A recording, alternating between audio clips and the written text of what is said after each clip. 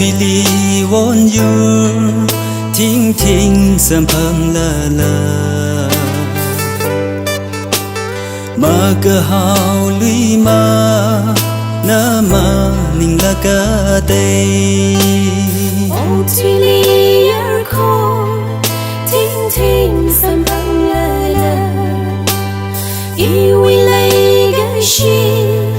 na mong na sẽ hậu ga ô thủy ly vốn dư thinh thinh sầm phăng la la mà cơ hào lũy mà na mà ninh la ca tê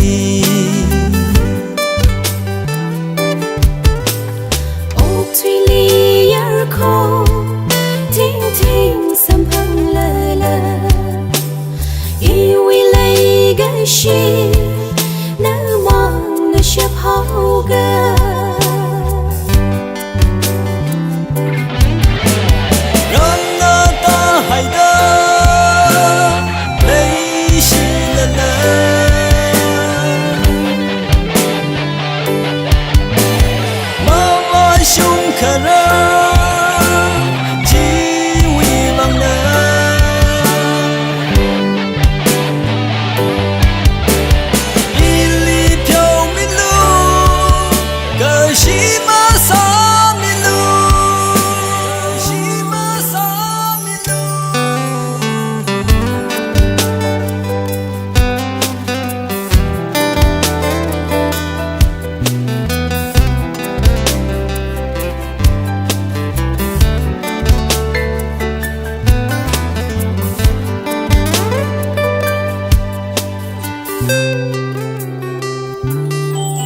ô thủy ly ini ra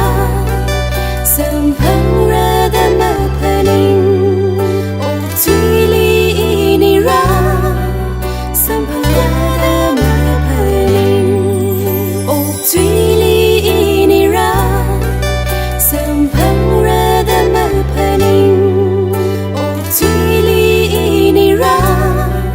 sầm phăng ra da ma paling